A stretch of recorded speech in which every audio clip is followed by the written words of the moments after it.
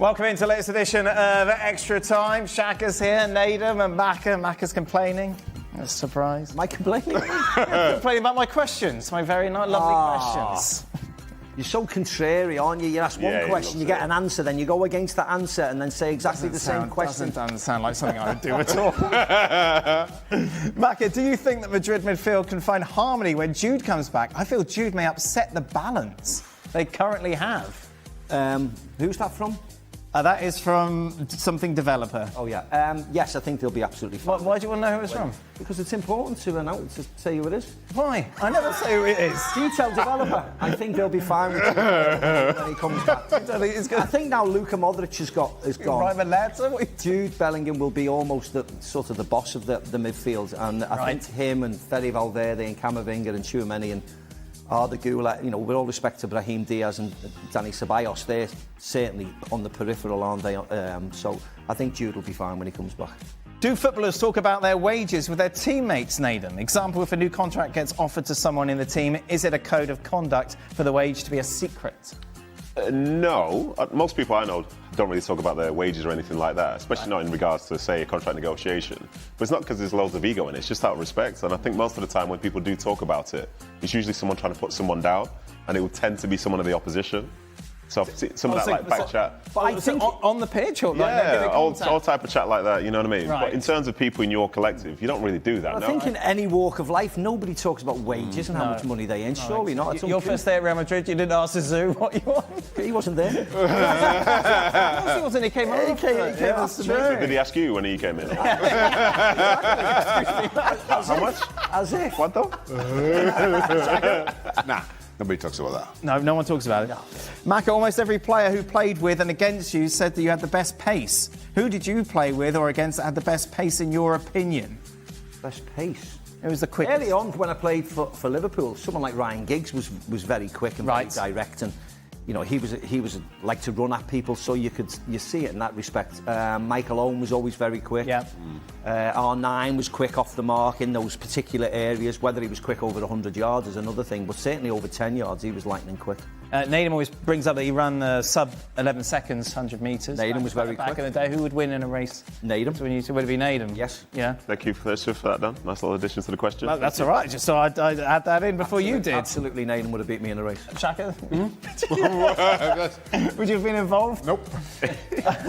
For all, where is the best night out? Between Manchester, Liverpool and Newcastle. I don't know. I wouldn't know. I wouldn't. Proper question as well. I haven't been out in any of those places. Back in the day, this thing is not. I wouldn't Was it know, Newcastle, Dan. the big market? Yeah. Yeah, the big market. Julie's nightclub. Julie's nightclub. There we go. Heard about those places. Oh, really? Yeah, I've heard a lot about those places. But I wouldn't know, Dan. No. What I would say is that I've been out in Manchester and Newcastle. Of course, I've been out in Liverpool because I live there, and I've always had the most magnificent times in all three places. So yeah, great nights out. Yeah, they are very good nights out. Yeah. Three places really, for younger people, big student life. You know what I mean? I think the cheaper one's probably Newcastle. Okay, good. I think people get more bang for their buck up there. There's a lot of TripAdvisor. there's a lot of energy up there. Let's just say. There's a lot of energy up there. Yeah. Doesn't go away. I'm obviously going to say Manchester, but Liverpool. You think so? Yeah. I think so. Yeah. Did you go out much? Like, you don't come across as someone who goes. Well, when I was younger, I used to. No, Right. my old life. No, I just stay indoors now. I don't do. I think most people, if they don't know the geography of England, the three northern towns, the three working class towns, and the people when they do go out on a Friday or a Saturday, the weekends, they really enjoy themselves. Very, very friendly places. Top night. They are very different to going out a night out in London. When you were playing for Sunderland, could you go out in Newcastle? Could do, and lots of people did do. There was a place, I think it was Madame Cou's, and that used to have a night on a Tuesday. And some of my teammates... some of my teammates, on a Tuesday, it was called Cou's Day, because they were there basically every week. So they'd be going to... there's this, like, I think it's teppanyaki place called Hana Hana. I think that's what it's called, which is, like, notorious up there. So players from Sunderland and Newcastle would be going there all the time and then making their way to Madame Cou's on a And this was in Newcastle, wasn't it? This was in Newcastle, And you get no problem? No. Not on those nights, no. No. But think a lot of the players from Sunderland tend to live in Newcastle anyway. You either lived in Newcastle or you lived in Durham. Okay. So, yeah, you're free to do as you please. And what about you going out in Manchester as a Liverpool player? Absolutely fine, yeah. Yeah, no problems at all. No dramas. And then like how that. did you deal with moving to Madrid and everything being much later? So you'd have dinner late and then go out And late. then staying out till 6 o'clock. Yes, exactly. Really easy. That was a chore.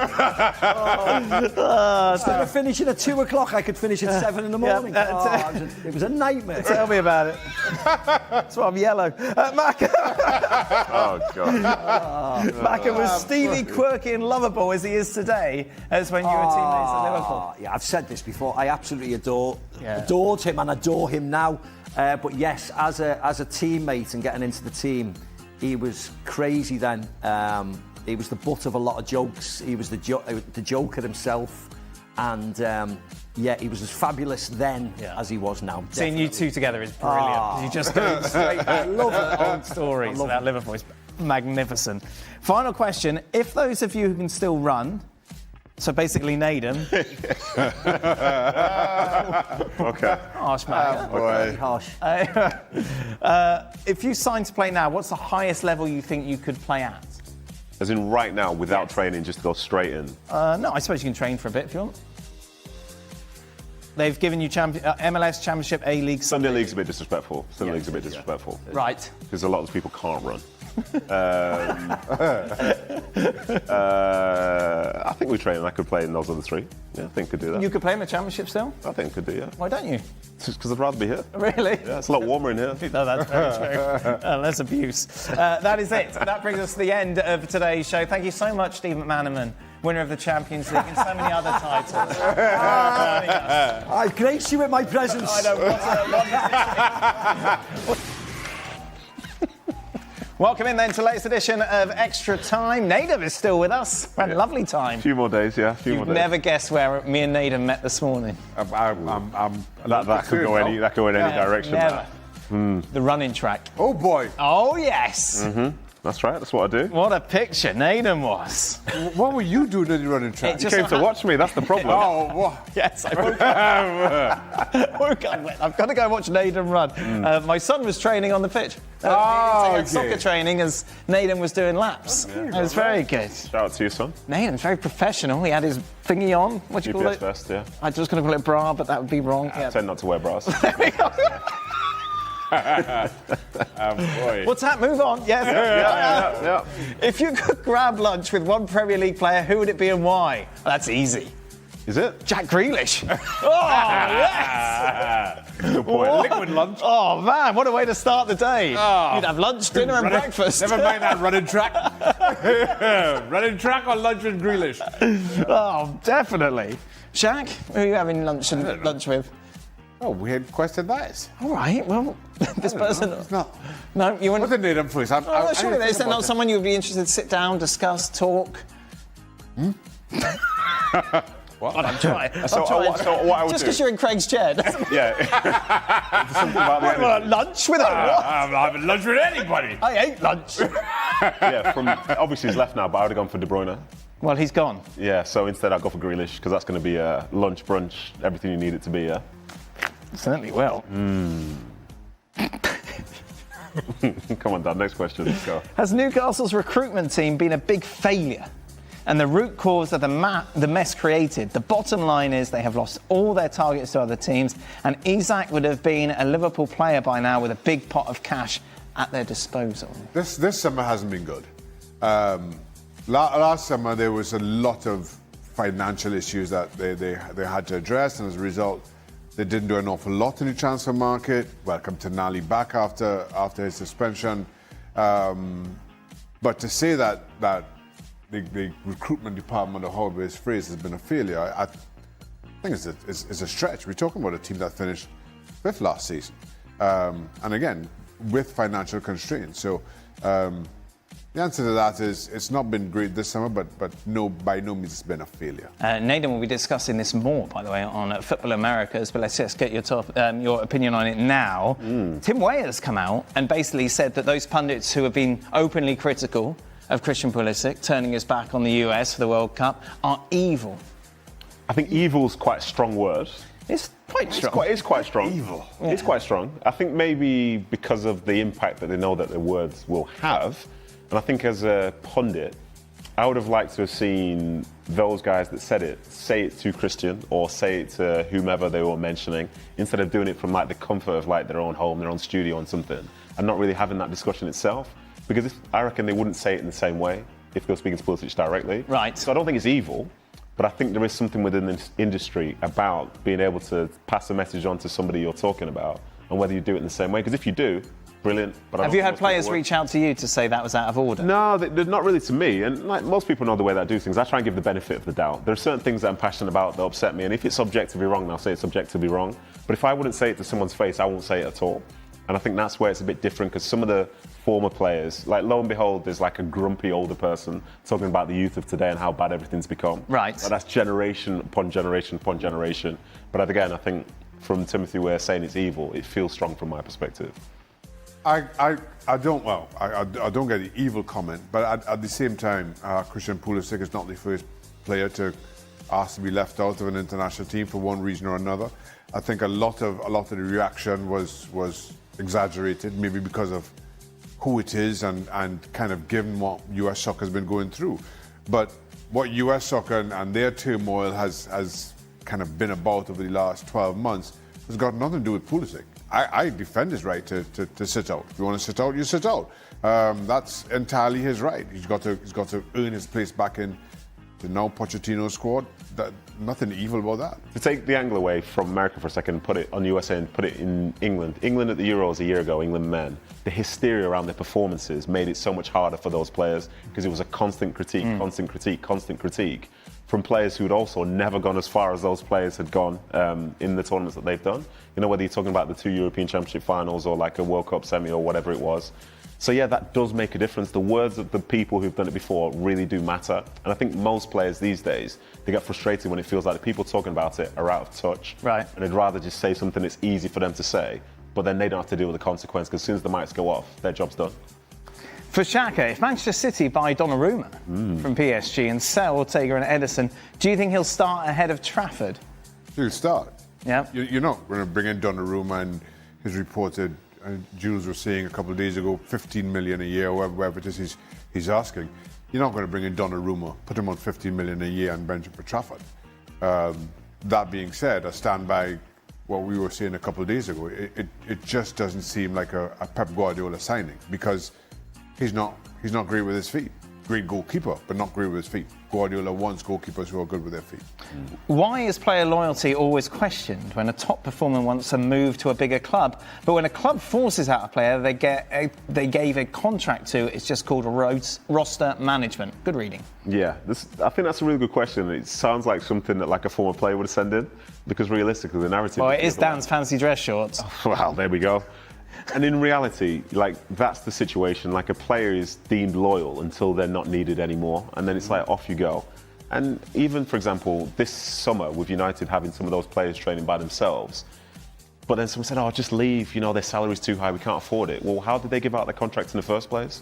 You know, the club at one point thought this was the right thing for them to do, and now all of a sudden it's like, oh no, the player's the villain. I think the business of football is one which has so many sides to it, and I think that whole player loyalty thing, I think if most fans or people who are interested in the game were put in the player's position, they'd do things the exact same way, because it's work at the end of the day.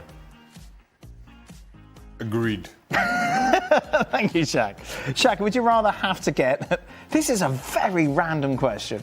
I like it though. Shaka, would you rather have to get a man bun or a ponytail for 6 months, or have to room with Stevie and Craig for the World Cup next summer? So you hate ponytails. This is where this all comes from. And the old man bun. I hate the just not on... Nah, I'll be honest. I'd prefer to room with Stevie and Craig. Wow. Oh, here's a statement, that, isn't That's it? where you stand. Yeah, I can't stand ponytails or No. man buns. No. No, nah. Naden? No, I can't. I can't. I'll just buy 2 cases of beer every day. Let them I don't know if that's what entertain you want. themselves. I don't know. I can't. I don't know. We've heard the stories though of rooming with Stevie. Yeah. Yeah. I think it says more about Xhaka's irrational sort of like rage towards man buns. Do you think There's so? nothing irrational about it. Nothing irrational about it. Nathan, where do you stand on man buns? Listen, if it means I get room to myself, give me a man bun. What's No, interesting? for 6 months? No, you're getting a room. Tournament is what? 4 weeks. Yeah. But I'm not having a man bun for 6 months. 6 months man bun. Now, if it's a 6 years, man no bun issues. for the length of the tournament, or Yes. room with Craig and Stevie for the length of the tournament, Yeah. you do the man bun for the tournament. I just remember we were talking this morning at the running track. yes. Because a lot of people, I'm sure, at the moment are now finalising their fantasy teams ahead of the start of the new season. Nadim psychologically can't commit himself to do fantasy because it ruins his life. Yes, is that correct. fair? That is 100% true. And I think most people that do decide to play FPL, they acknowledge that as they begin the game. I don't know if you take it that seriously. You take it seriously. I don't think so. You take it seriously. Well, apparently I don't watch any football. Yeah, well, like there's and as well, there's two different worlds there because you can take it seriously and still be bad, and I think that's the worst position to be in, and that's what I fear. And Dan don't take it seriously. No. That's what I fear. I know fear- people who take it seriously, and Dan is not one of It's like it's basically take it's like, very little seriously. Sometimes it's like, you know, if you buy a lottery ticket, you believe that's going to be the ticket that's going to win it, and then all of a sudden there's a sense of disappointment. Now imagine that just every single week over players who like shouldn't even be bothering you. So you don't buy a lottery ticket and then go out and buy a Ferrari. No, but you expect to be able to buy one once. But you it's just all can't done. cope with that disappointment. No, I can cope with it, but I've enjoyed like my life not getting stressed because there's been a goal at Sunderland and it's like from this player who shouldn't Right. really matter. You know Okay, what I mean? all right. So yeah, I'm easy. I'm taking some time off. Okay, that's good. Because your mate Jules does the podcast. Yeah, doesn't he? Jules does it. He does it Yeah, really fair. well. And Well, he doesn't and because I one- beat him last year. Yeah, that was last year. But one thing I would say about Jules, So Jules. don't say anything bad about Jules. No, I was just about to say the thing with Jules is, as we know, he's not a great winner. So when he does win, you will hear about it. Didn't win last year. Right. For both, who was the one signing for your club during your playing days that you're most excited about? Oh, good question. Wait, what was the question?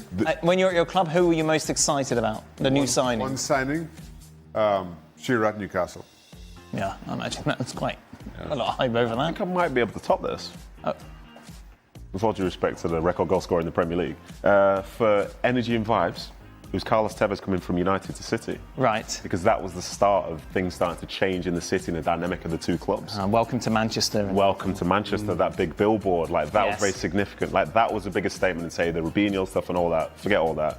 Tevez coming to City and starting what would end up being a successful 12 years for them. Whatever it was.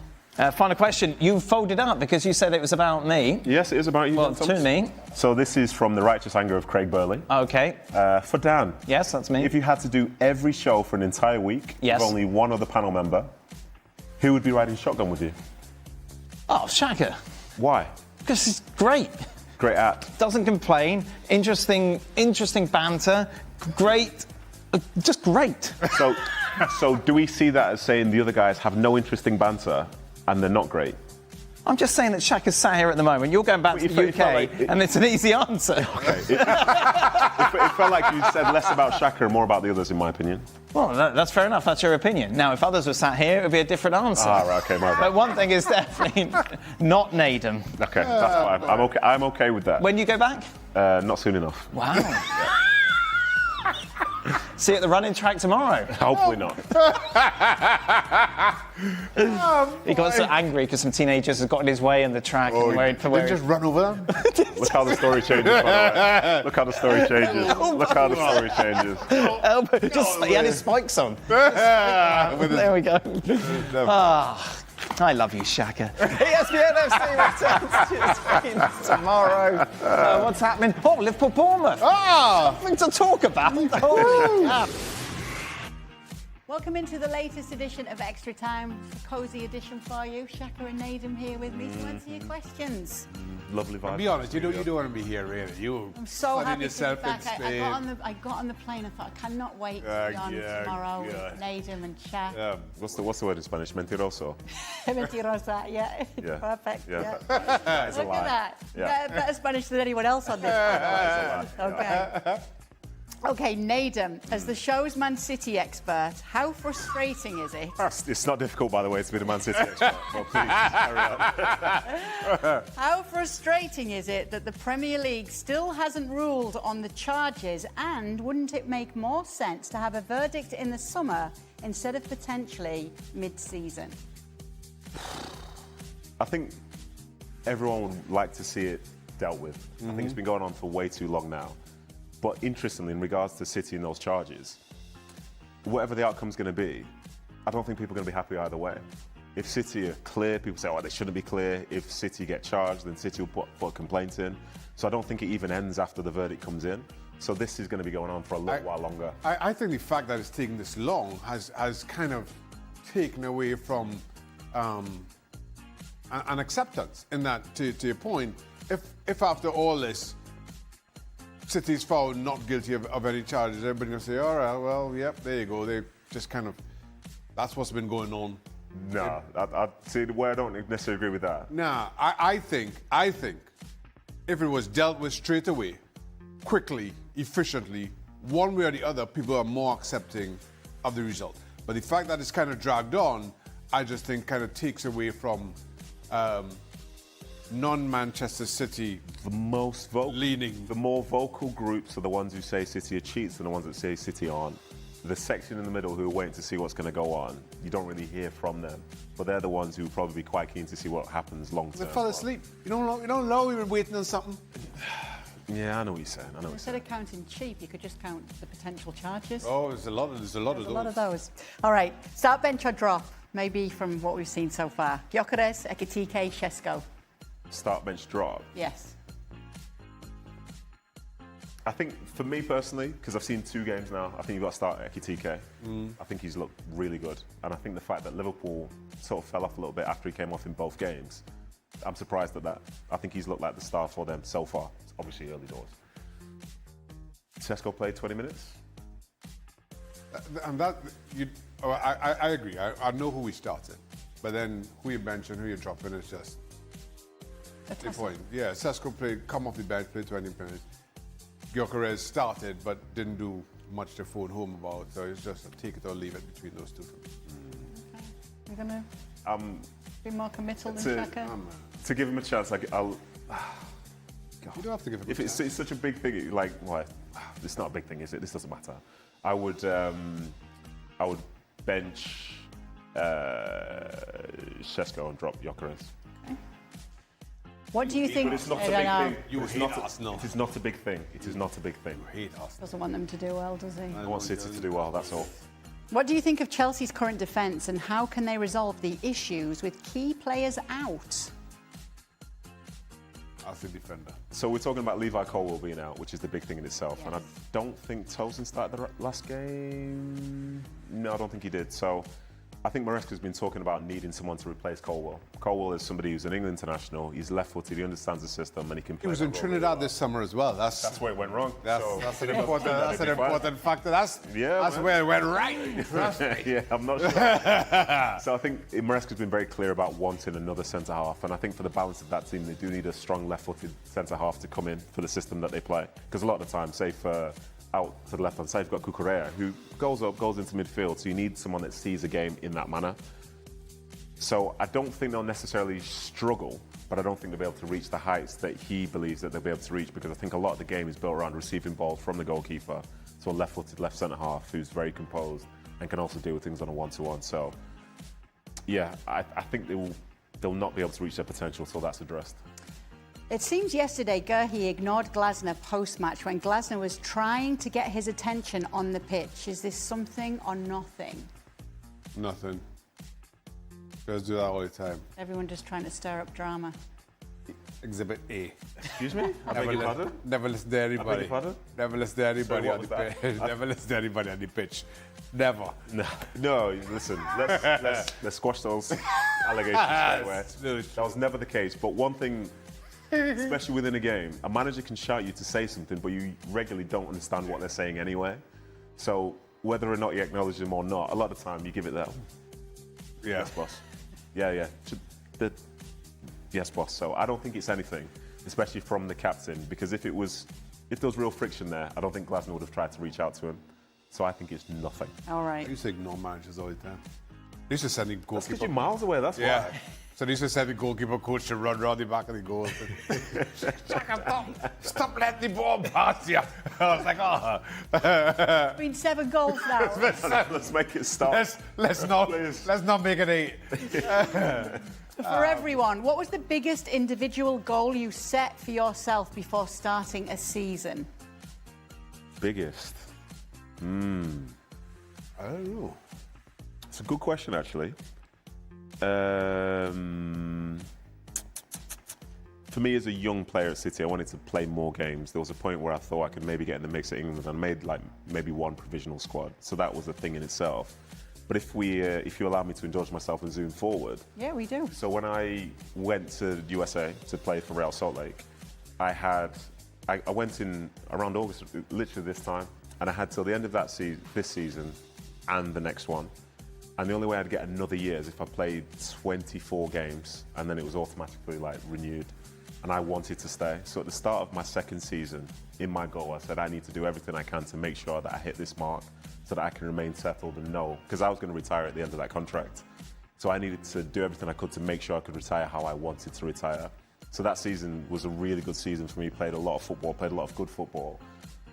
And it was the right place. My family were happy and everything like that. So going into that season, I'd never thought so consciously about making sure that I hit a specific number. And we all know the way football works. You regularly don't always get the chance to decide whether you play or not. But I played well enough to where, like, of course I'm going to be playing, and I was one of the leaders of the team. So yeah. That's nice. I know. Obviously, it's not like Premier League, whatever, but it's. I don't know if I kind of set targets like that. You know, I mean. You're just too chill, Shaq. No, but I'm sure Nathan would understand. You know, playing in the back there, you be judged by one thing only, clean sheets, yeah. and you have so little to do with it. Yep. And the fact of the matter is, it's better to win a game 2-1 than it is to draw 0-0. So, you know, by nature, you don't set those targets. You want to be part of a winning team, and that's all. And you play a part in it. That's all there is to it. I've got to say as well, 2013-14 in the championship with QPR, we had to get promoted.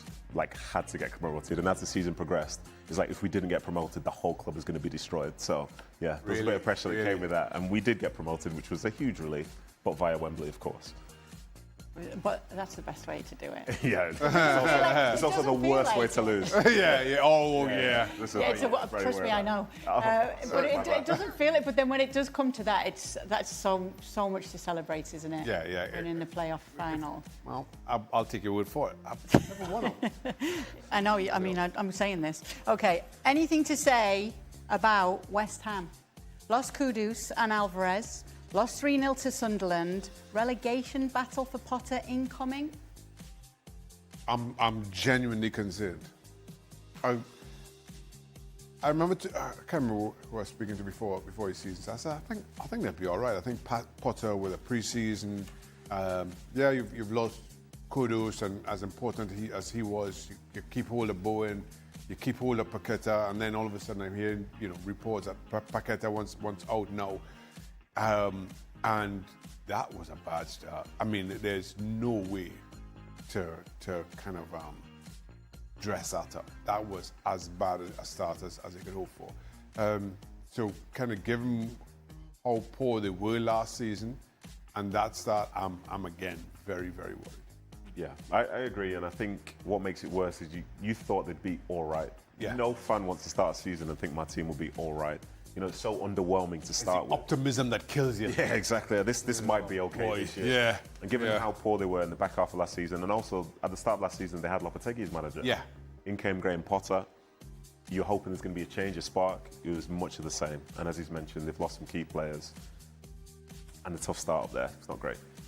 Okay. Naden, what does your ideal City lineup look like for this season? Oh, gosh.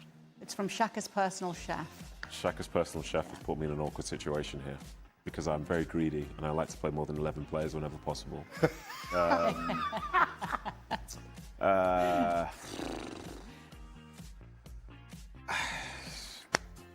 This is so political because I know that my City people are watching, and I can't. I've never seen Nathan in such pain. I want Erling Haaland to start. And then after that, I don't know. I do not know. This means that he actually knows he wants to leave one of his mates out in his idol. Oh, boy. No, but it's not even mates, because this question is a great question because it's not about who I say, it's about who I don't say. and that's the trap. And That we'll remind you of throughout the season. 100%, yeah. Like, so for example, I'll say, I want Shirky to start and Reinders and Rodri, and they'll be like, oh, what about Phil Foden? Oh, what about Bernardo Silva? We have 10 more spots to fill. Unfortunately, due to a series of unfortunate circumstances, only Erling Haaland starts for Man City. So, that's my answer. But thanks for the question, and I'll make sure to answer. And Haaland on his own is not going to win the league. It's A one-man his team. last So day. nobody expects him to anyway, apparently. So yeah, put them out of misery. It's his last day here in the studio, and he thinks he can get away with Right, it. that's not even sitting on the fence. I don't know where he is. That is called running away as quickly as Oh, possible yeah, that's from the issues there. I think each week we need to do the 11. We'll put Haaland in, and we'll do the other 10. And we do, right, that's, As the season one goes more. On, he can he can Many fill an it in. ESPN producers asked me to say, what is your preferred Man City starting 11? And unfortunately, I just don't read the message in time. Oh, disrespectful. You gets read like it that. now. It gets You've like got that. 11 weeks. Yes, I'll let you know about got that. 10 more This weeks. is Shaka's personal chef. It's not an ESPN producer. I know, but for all I know, it could be a little burner account for one of the producers. No, who let me knows? tell you, man. And my personal chef has got a lot on his plate. Well, he hasn't. He's only got. Oh boy. Okay, sorry to disappoint you there with that final answer from Naden, but Tell me, chef. that's how it goes here on that's- ESPN FC sometimes. Not accepting that. You know, It's been 8 days. It's been 8 days. I've got myself into enough trouble. I just want to go home to Manchester. And join the Plane club. home. You can think about it on the plane home. I will think Come about back it. next week. I will think At about least it. 5 more, please. I confirm I will think about it. All right. That is all. All right, okay. And it's the thought that counts. Okay, thank you so much for joining us on the latest edition of Extra Time. We'll be back tomorrow without Naden to do it all over again. Welcome in then to the latest edition of Extra Time. Don is here and it's You know what it is with my hair that you mentioned on the show? Yes, I've changed there's this. quite a bit of volume to it. That's where it's changed, I would say. You mean sticking up? Yeah. Yeah, I've had a change of the sort of Products. product. Okay. Why? Well, mainly because my son stole mine. Okay. And the one I've got doesn't quite do the job. No, clearly not. But, you know, me being me, I shall wait till that's finished before I go to. I see. I've noticed that it's tendency to Yeah, stick up. Yeah, it's not. The good news is there's lots of it. And Don's gone for a bit of Elvis Quiff, Don. No, I just had a little shower before I come on, so it's a bit wet. That's good.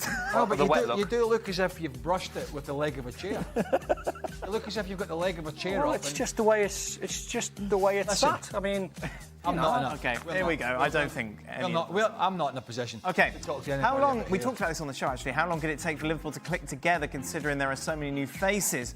Do you remember playing in a side that had so many new faces, Don? How much time did it take for you to gel with the newbies? I mean, I could go back to my Liverpool days. Yeah, when that I was a big when I just switch, got wasn't in the it? side, which was, well, that was the big switch because the year before, Stevie's mob had won the league and dominated for a long time, and then a bunch of youngsters went in, and we didn't know what we were doing. We were playing for a great manager in Kenny Dalglish, and then Graham Souness, 2 brilliant coaches and managers that we played for, but we were just young lads and we didn't really know what to do. And the thing that didn't really help us is we had probably 4 or 5, 6 guys that were over the age of 32, 33, like legends of the football club. You know, like John Barnes or Ian Rush. Loads of these guys, Stevie Nicol, like about 10 of them. But they were sort of like going past the way, if you like, and we were coming through. And you try and merge loads of youngsters with guys that were just finishing. And young kids playing for Liverpool, it was just too much for us. We needed, when you look back in hindsight, we needed the 26, 27, 28-year-olds to try and guide us through. But you can't complain because, like, you're 18, 19 playing for Liverpool. It's like amazing running out of the Kop and playing for Liverpool every single week. But you're trying to fight with the class of 92, which it was at the time, and Man United then winning leagues, and Chelsea and Arsenal being strong, and a lot more dominant teams than what we were. So it was difficult, but really enjoyable. To be fair though, Stevie did say you were a bunch of big time Charlies when you Yes. came in. Yes, he did. Big time. Yeah. Wow. And Stevie would it's not my say word. that. Oh, he did. Talking about Liverpool, I would guarantee you, of all the youngsters that played for Liverpool, there wouldn't be one big-time Charlie. Steve McManaman weren't, Robbie Fowler weren't, I weren't, Mike Marsh weren't, Rob Jones weren't, There we go. Jamie Redknapp weren't. listen, Talking about Liverpool, I saw you. Anyway. Talking about Liverpool, I saw your mate at Wembley, McAteer. McAteer. Oh yeah. I was talking to him for 5 minutes, and he said you were when you were at the golf and you get interviewed. He says you were waving at the Sky Sports camera for about 10 minutes, trying to let him. No, he's lying. I'm over here. He's lying. Come on. No, he's lying. Don Hutchinson, lying. ESPN. That's what Jason said. If you're pulling my leg, then you've won. I'm not. But definitely he's pulling your leg. He said to me, I swear we weren't. He said, I saw a picture of you two at the golf, and he said, Don was waving at the Sky Sports camera. That's what he said to me. Come on, mate. You're better. I promise you, that is not. You know me. That's not my style.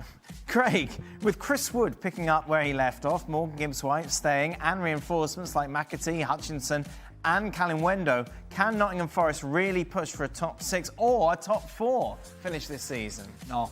Actually, they've signed some good players, to be fair. Murray Hutchinson, I think, is from Ipswich, is quick. McAtee, tidy. Not good enough for City long term. And that one of the big when I was back, as you know, in Nottingham, talking to a few of my buddies who are Forest fans. Ooh, soccer friends. Football friends. No. Yeah, clearly. Pub friends. Yeah, they're Forest fans. Right. And I said to him, can Chris Wood have another season like he did? Right. But he's...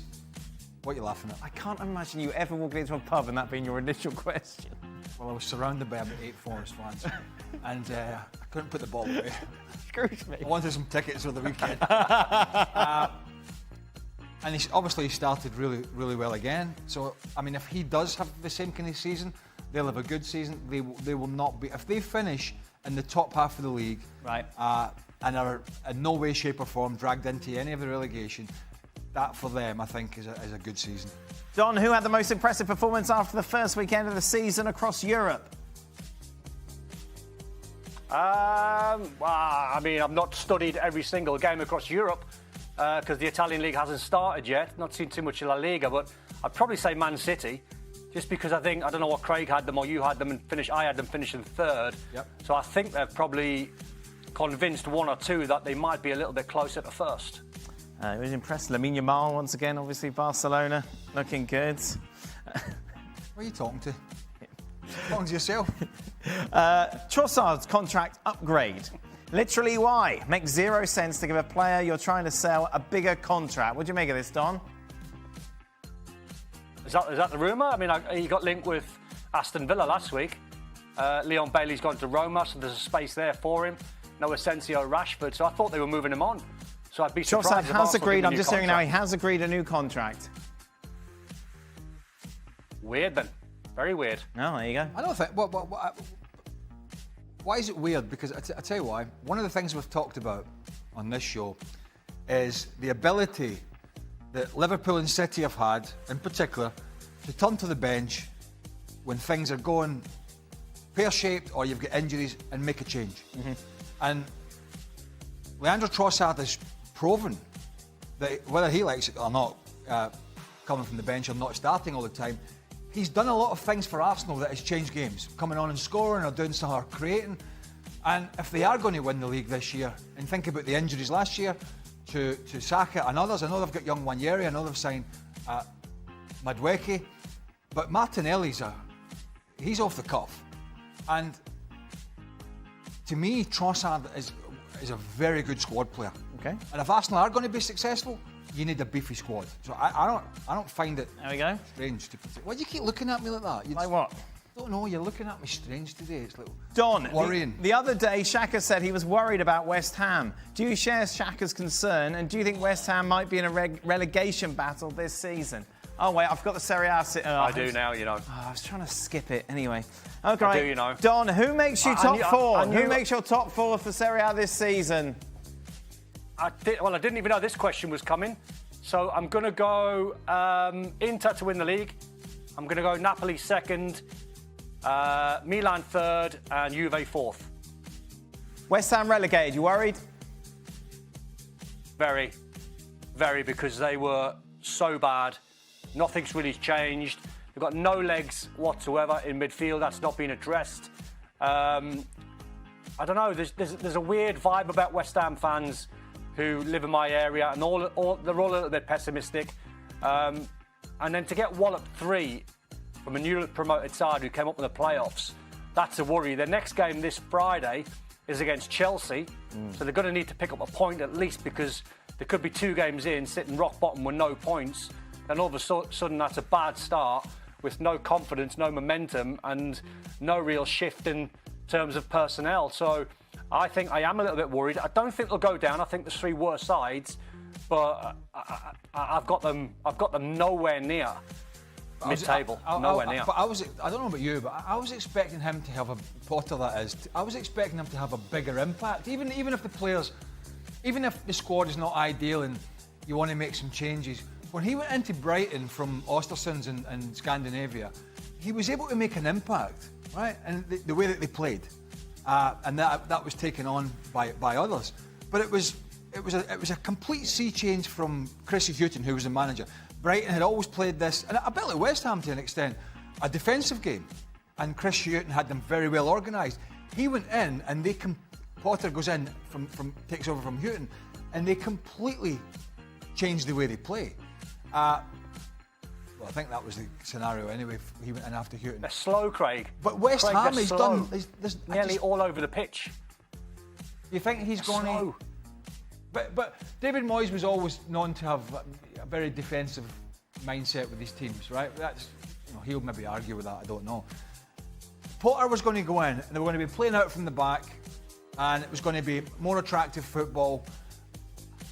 I'm not seeing that, and B, I'm seeing them being much worse defensively. So he could be one. Actually, he could be one of the first. And they've just sold Kudus. Kudus, not replaced him. Yep. So it's like they're just hanging on to Jared Bowen. Paquetá, he's a luxury player. He's skillful, but he can go missing in a game. So you look. I just watch West Ham, and I just see a very, very slow side, especially midfield. That's it, Don. Any more holidays before the kids go back to school? What's the plans? No, mate. I've got 2 days. I'm home alone for 2 days. The kids are in Legoland. Oh. So I'm just tidying the house like you wouldn't believe. I'm going to refuse. I've got me time. Oh, why aren't you at Legoland? No, I let them have that little luxury break, and I'm gonna. Wait a minute, isn't Legoland in Windsor? That's not too far away from you, is it? Yeah. No, that's where they are, but they're staying over. Well, you could have done that, surely. They must not like you, Don. Cheap. Huh? Cheap. No, I said to my missus, you can take your sister, take the 3 boys, off you pop, Lovely. all 5 of you, get rid. There we go. Get rid, all 5, home alone 2 days. Oh, well, there you are. Enjoy it, Tom. Good stuff. Time to work on your... That's it. You're home alone as well, Craig. What a treat for everyone. Extra time. ESPN FC is back with you tomorrow. Shaka is with us.